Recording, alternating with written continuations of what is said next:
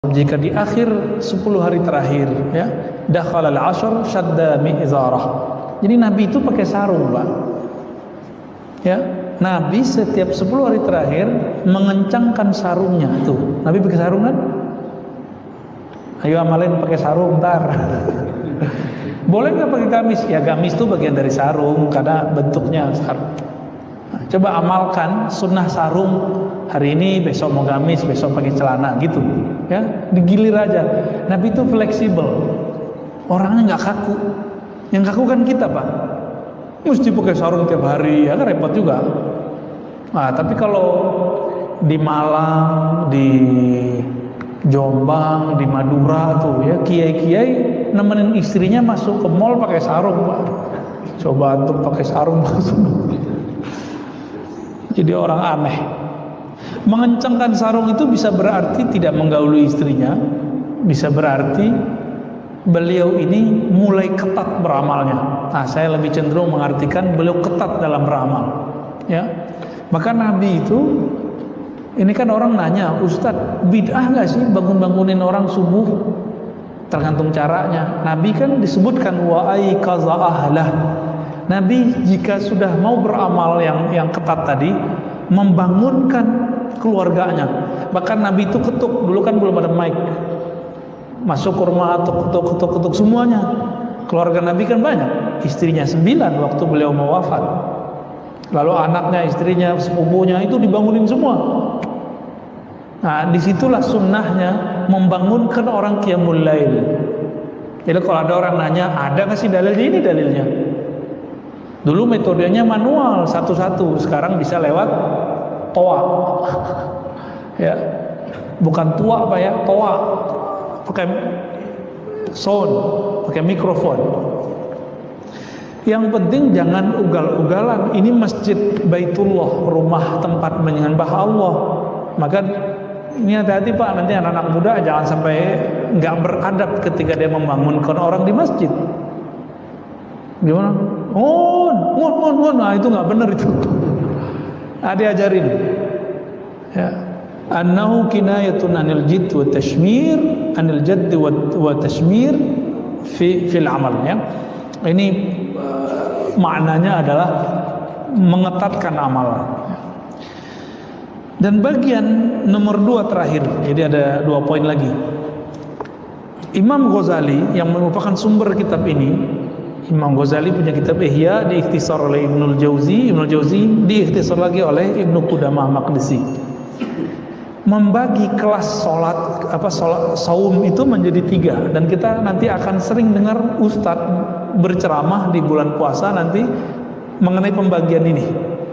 Tapi saya nggak mau teoritis, nanti kita langsung tunjukkan prakteknya ya. Yang pertama saumul awam, saumul umum, puasa orang umum. Puasa umum itu puasa dari makan, minum dan jima, cuma itu. Tapi matanya jelalatan, telinganya masih suka gosip, lidahnya masih suka cari lawan. Nah, maka nih aktivis sosmed yang beda-beda paham udah stop dulu deh ya. Ustadz, saya nggak bertengkarnya pas puasa, malamnya saya tengkar lagi di sosmed. Ya sama aja. Tujuan puasa kan biar setelah puasa selamat. Ini habis berbuka, balik lagi dia, kambuh lagi. Nah, ini bahaya. Ini puasa orang awam. Orang awam, shaumul umum, dia berpuasa hanya untuk mengurangi makan, minum, jima. Nah, kita mau sampai tahun kapan Pak begini-begini mulu? Ya, mau nggak naik kelas? Mau? Nah, sekarang jangan cuma lapar sama dahaga, sama jima. Sekarang ditambah puasa anggota tubuh dari maksiat. Mulai puasain mata. Itu kalau buka YouTube kan ada iklannya macam-macam Pak, berarti kurangin dulu nonton YouTube-nya ya. Lah Ustadz, saya ini mata udah bebal. Belagu gaya dia ya. Mata saya sama aja yang buka menutup. Saya nggak percaya. Ya, kiai aja lewat, bersiso aja lewat, masa ente nggak kuat, masa ente kuat gitu. Jadi kalau ada orang bilang bagi saya sama aja, orang buka-bukaan sama tutup-tutupan, wallahi ini nggak mungkin, ya nggak mungkin. Dulu kita di Istiqlal, pas keluar naruh sendal, saya kan pernah cerita, ya. Pas di samping saya ada juga yang ngambil sendal, tapi masya Allah pak badannya, masya Allah, ini kelihatan juga sama saya sekali. Tapi yang melotot matanya itu si penjaga sendal. Kita dicuekin sama dia, kita mau ngambil sendal nggak ada dengar sama dia. Akhirnya kita tegur, mas, sendalku. Gitu amat sih ngeliatin orang. Iya di rumah gitu-gitu aja katanya. Masya Allah. Itu udah di masjid pak. Maka di masjid, bahkan di Masjidil Haram, banyak yang modus sengaja nyenggol-nyenggol orang India, ya, cewek-cewek Turki yang bening-bening. Jadi setan itu mau di depan Masjidil Haram tetap aja setan, ya. Orang bersyahwat di depan sama aja. Memang begitu, tabiat badan kita begitu. Kita nggak akan munafik dalam masalah itu. Sama kita semua. Bedanya ada orang yang tahu cara mengendalikannya, atau ada yang kalau terjebak dia tahu jalan pulangnya, dia tahu cara sadarnya. Itu aja bedanya. Maka yang afdol itu memang kalau ke Masjidil Haram kita puasa pak. Jadi nggak berani, wah nggak enak, nah, gitu ya. Sering istighfar jadinya. Nah ini namanya puasa khusus. Jadi puasa khusus ini, kalau khusus bahasa Arab artinya istimewa. Tadi puasa orang awam. Kalau sudah naik ke puasa yang istimewa, itu anggota tubuh ikut puasa. Itu dia bahagia itu pak. Ya Allah mandangnya sudah ridho, itu puasa udah langsung diterima. Langsung diterima tuh. Ustadz gimana kalau sesekali kelewat juga? Kan kita bisa istighfar. Ah ini loh uniknya.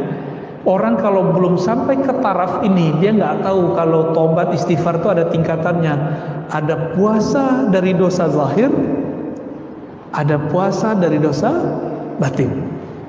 Ah ini baru dosa zahir nih. Cobain pak, ya, berpuasa dari dosa yang zahir, mata yang jelalatan, mata yang memandang orang rendah, telinga yang mesti suka gosip. Bahkan untuk mendengarkan kajian-kajian perdebatan kurangi, nanti jantung kita ngipas dia pak. Bener nggak? Ini kalau dengerin Ustadz Fulan, apalagi yang ngadu-ngadu saya sama siapa gitu ya, nanti jantung antum tuh deg-degan tuh.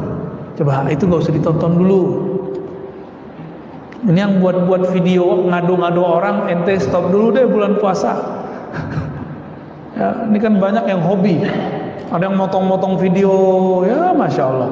Kalau motongnya nggak bener, saya nggak tahu tuh hisapnya ntar gimana di sana ya. Ada yang di atasnya istimewa, khususil khusus, begitu di kitabnya. Apa kata beliau? Nah ini agak berat tuh bahasanya. Kita pakai bahasa Arabnya ya. Fahuwa saumul qalbi 'anil himamid daniyah. Puasa yang di atas istimewa tadi, ini kelas 3 nih. Tadi kelas 1 umum, kelas 2 khusus. Kelas yang lebih khusus lagi. Ini kalau sudah bisa puasa begini, udah jadi calon wali pak kita. Mau nggak jadi calon wali? Ya mau semua, masa nggak mau jadi wali sih? Wali artinya apa? Kekasih Allah. Wali itu bukan orang sakti pak. Wali aja mati kok. Ini salah satu ulama kita, wali itu ya, waliullah itu. Abah Uci Aturtusi, gurunya beliau ini, guru kita semua. Ya, wali meninggal, apalagi yang bukan wali. Biasanya wali itu kalau meninggal dikasih kabar dulu biasanya. Nah kalau walinya spesial, dia bisa request meninggalnya kapan. Seperti Nabi, kan wali ini pewaris para Nabi. Nabi Adam bisa nolak. Nabi Musa nonjokin malaikat maut pak. Hadis Bukhari itu. Malaikat maut datang nyamar jadi orang biasa. Ditanya oleh Nabi Musa. Nabi Musa belum memakai kolbunya, masih pakai pikirannya. Man anta? Ente siapa? Saya malaikat maut mau cabut ente. Nabi Musa dilawan ya. Dulu orang ditonjok Nabi Musa langsung mati. Itu kekuatan Nabi Musa tuh. Ditonjok Nabi Musa langsung mati. Makanya yang bisa megang tongkat sehingga bisa memukulkan ke pantai itu, ada batu di tepi pantai Laut Merah, itu cuma Nabi Musa Pak di zaman itu. Kalau bukan beliau yang megang, itu tongkat nggak bisa bekerja sehebat itu, dengan izin Allah tentunya. Baru sembelah itu laut, saking kuatnya itu.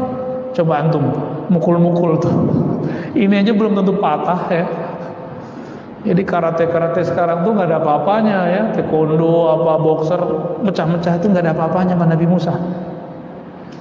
Ditonjok itu matanya keluar Pak, matanya malaikat mau keluar matanya langsung ya, kayak film-film kartun tuh, itu kejadian tuh Nabi Musa. Tapi itu kan penjelmaan malaikat maut, itu bukan malaikat maut yang asli, cuma penjelmaan aja. Balik lagi ke Allah, ngadu, ya Rob, saya ditonjok sama Nabi Musa. Baru dikasih tahu ya bahwa jatahnya udah habis, baru dia mau terima. Jadi Nabi sama wali-wali yang spesial itu bisa request Pak meninggalnya ya. Sayyid Muhammad Alawi Al-Maliki Al-Makki, ulama kita, guru besar kita di Mekah, dulu request, ya Rob, kalau engkau mau ngambil aku, tolong ambil lagi ngaji sama teman-teman, sama murid-murid, sama sahabat-sahabat. Bener, bulan puasa beliau agak aneh sekali itu, nggak mau berhenti ngaji. Udah sampai waktu mau sahur masih ngaji, baru rehat-rehat bentar ya suasananya masih suasana taklim. Allah jemput beliau. Jadi mulia sekali. Orang kalau lagi pengajian mulia nggak? Yarfa'illahu allazina amanu wallazina utul ilma darajat. Orang berilmu lagi ngajar itu diangkat sama Allah ya. Nah, lagi begitu diangkat nyawanya ya. Beliau wali besar itu ya. Nah, semoga kita diangkat oleh Allah dalam keadaan yang mulia. Amin ya rabbal alamin, di tempat yang mulia juga ya. Saumul qalbi, puasa qalbu dari himamid daniyah, angan-angan rendahan. Jadi jangankan memandang yang haram, kepikiran yang haram aja gak mau. Nah ini dia puasa qalbu. Wal afkar al mubi'idah anillah, atau pikiran, angan-angan yang menjauhkan diri kita dari Allah Subhanahu wa taala. Wa kaffuhu amma siwallahi taala bil kulliyah, lalu menahan hati supaya tidak berpaling kepada selain Allah. Berarti puasanya orang-orang yang khusus ini itu sudah masuk kepada puasa dari kelalaian kolbu. Bagi mereka puasa rohaninya rusak kalau kolbunya lupa mengingat Allah. Maka saya ingat dulu waktu masih kecil, umur 12 tahun, saya datang ke salah satu guru saya yang ahli zikir. Apa kata dia? Ente tahu nggak bocah? Wali Allah itu kalau lupa sedetik saja, satu nafas saja mengingat Allah, mereka tobat. Dulu nggak kebayang Pak, maksudnya apa? Dikata guru kita. Pas baca kitab Imam Ghazali, faham kita. Oh ini ternyata maksudnya. Jadi puasa mereka tidak hanya sekelas makan, minum ditahan, jima ditahan, syahwat ditahan, enggak. Tapi sudah masuk ke level di kolbunya nggak boleh kemasukan apa aja kecuali nama Allah Subhanahu wa taala. Nah ini kalau nggak dibimbing nggak bisa Pak. Dulu kita puasa fisik yang bimbing orang tua. Apa kata orang tua? Ente kerjain ini, kalau puasa 30 hari dapat hadiah sepeda, misalnya gitu. Nah ini kolbu ini butuh ada mursyid. Maka saya pastikan nih Bapak nggak akan sukses mencapai puasa ini kalau nggak ada mursyid. Nggak akan sukses. Mursyid badannya adalah orang tua kita dulu puasa badan. Kalau puasa kolbu, mursyidnya harus ahli kolbu ya. Wa hadha shaum lahu syuruh ta'ti fi ghairi hadzal mawdi' ya. Penjelasan mengenai ini ada di bab-bab setelahnya. Nah ini penjelasannya banyak. Kita langsung ke persoalan terakhir. Bolehkah puasa dahar? Dahar itu bukan dahar bahasa Jawa sama Sunda. Dahar bahasa Sunda apa? Makan. Puasa kok makan. Dahar itu artinya sepanjang masa, kecuali di waktu yang diharamkan. Boleh nggak puasa begitu? Boleh. Nah, karena ada sekarang yang bilang nggak boleh. Kita cek. Ini kan beliau manhajnya salaf. Kita cek Pak ya, manhaj ulama yang ngikut salaf bolehin apa enggak? Fa amma saumud dahri fa fi afradi Muslim min hadits Abi Qatadah anna Umar radhiyallahu ta'ala anhu sa'ala an-nabi sallallahu alaihi wasallam faqala kaifa man yasumud dahr kullah qala la sama wa la aftar illa yasum lam yuftir. Jadi Umar pernah konfirmasi ke Nabi tentang puasa dahriyah, puasa setiap hari. Kata Nabi, ya nggak apa-apa, dia tidak berpuasa, tidak berbuka, lam yasum wa lam yuftir, wa hadha mahmulun ala man sarada shaum fil ayyam al-manhi. Tapi dilarang jika apa? Jika dia berpuasa di hari yang terlarang, maka dikatakan la shoma wa la aftara. Ya. Lalu dikatakan di sini, faqad ruwiya an Hisham bin Urwah anna abahu kana yusridu shauma wa kanat Aisyatu tusarrid. Jadi ada ulama salaf di kalangan sahabat dan tabi'in itu berpuasa hampir tiap hari kecuali di hari yang haram. Yang haram apa aja? 2 hari raya, ya. Terus hari tash, udah Pak beres. Berarti cuma dua time. 2 time itu 5 hari. Hari raya Idul Fitri, hari raya Idul Adha, lalu tasyrik 3 hari, udah 5 hari doang. Di luar itu kita boleh nggak berpuasa setiap hari? Dijawab oleh beliau, ya boleh. Kenapa? Karena Aisyah melakukan itu.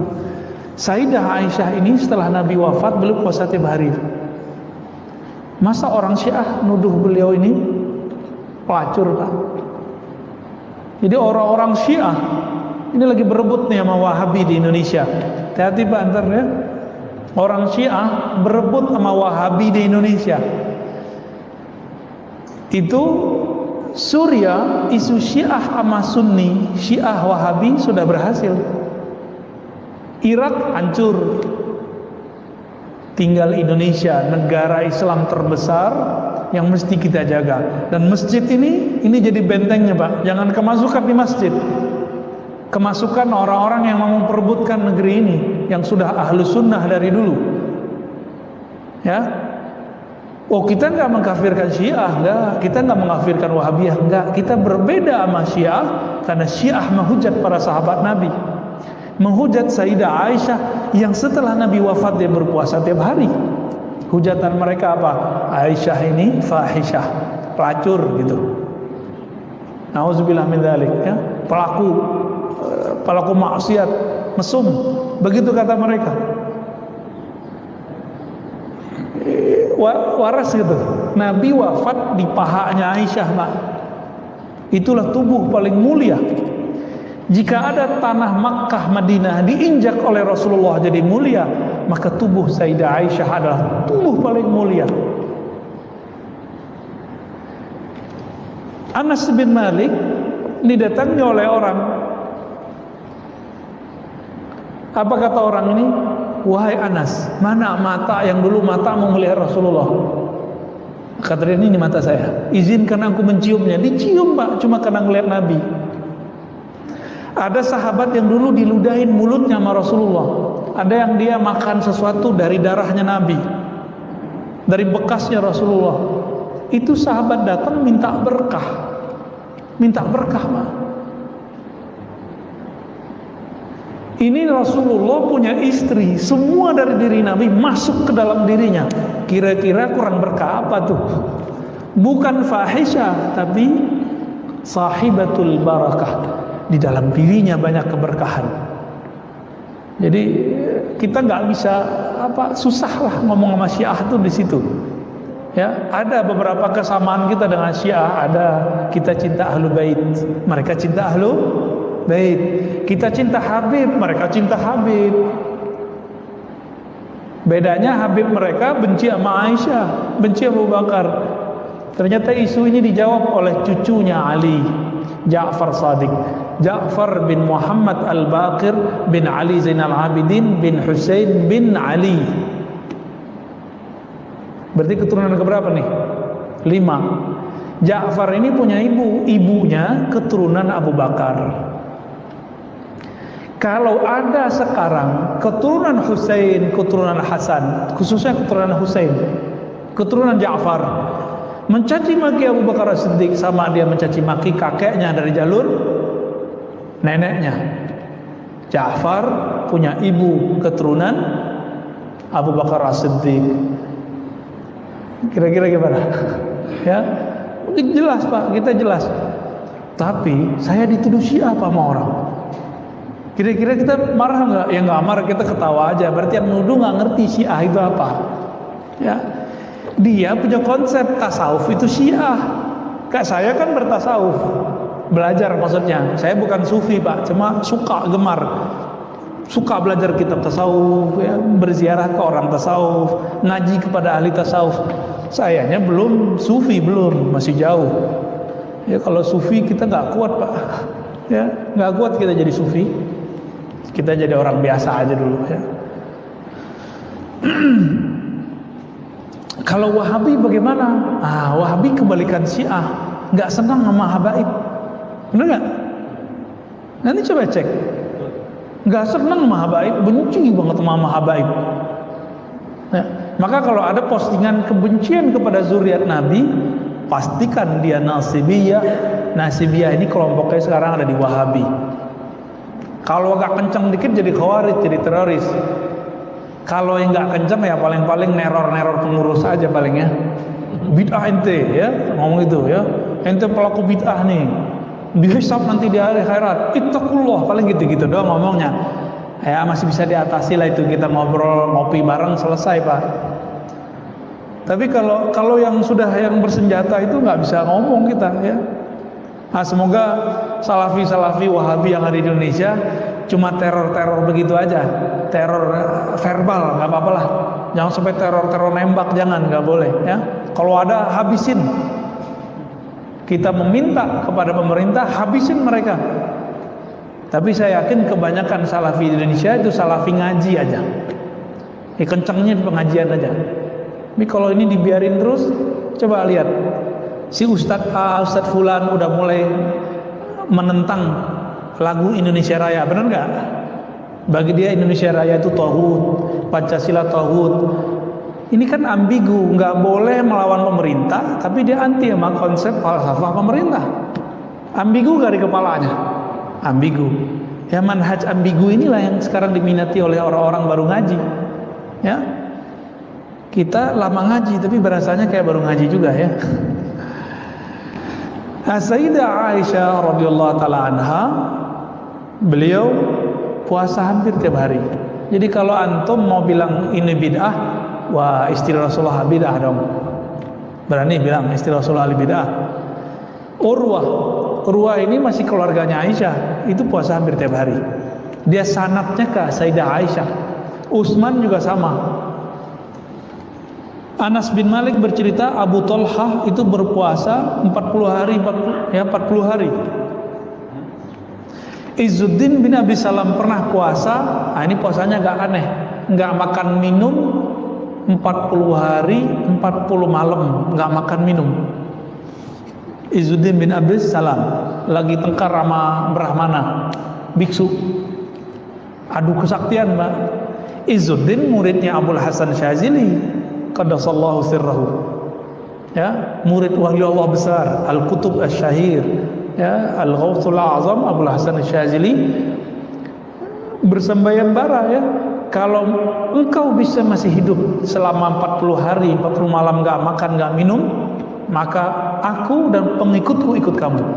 Begitu mereka buat MOU-nya. Hari ke-39 biksunya mati. Sedangkan Abul Hasan Syazili masih sibuk dengan nama Allah, ya Hayyu ya Qayyum, ya Hayyu ya Qayyum, masih hidup dia. Ya. Ibnu Mas'ud, ini lain lagi ya. Jadi ada orang yang gak kuat kalau puasa. Dia cocoknya ngapain? Dia gak berpuasa sehingga dia kuat khatam Quran, dia kuat ngajar, dia kuat sholat. Nah, di antaranya adalah Sayyidina Ibnu Mas'ud. Ibnu Mas'ud ini khataman Qurannya banyak, maka beliau caranya makan. Jadi beliau ini syahwatnya jadi taat, kalau kita syahwatnya jadi maksiat. Ini beda aja sama Ibnu Mas'ud. Ya, maka di sini jika boleh kita sebut, tinggal antum pilih di luar bulan Ramadan, jika memang berpuasa itu lebih nyaman, puasa sebanyak-banyaknya. Jika dengan tidak berpuasa kuat tahajud, kuat sholat, kuat silaturahmi, kuat ngajar, kuat mencari nafkah, ya ikutin itu ya. Dan luruskan niat kita berpuasa bukan pengen naik pangkat, anaknya biar baik, bukan kerjaannya lancar, enggak, tapi berpuasa lillahi ta'ala ya. Maka benarlah hadis tadi yang pembukaan kita, as-saumuli, puasa itu hanya karenaku. Di luar itu puasanya sama kayak biksu, sama kayak pendeta di luar kita, sama kayak orang-orang kanuragan. Puasa kita bukan puasa itu, puasa kita karena Allah Subhanahu wa ta'ala. Semoga Allah terima puasa kita di bulan ini, Allah panjangkan umur, Allah pertemukan kita dengan Lailatul Qadar, amin ya rabbal alamin.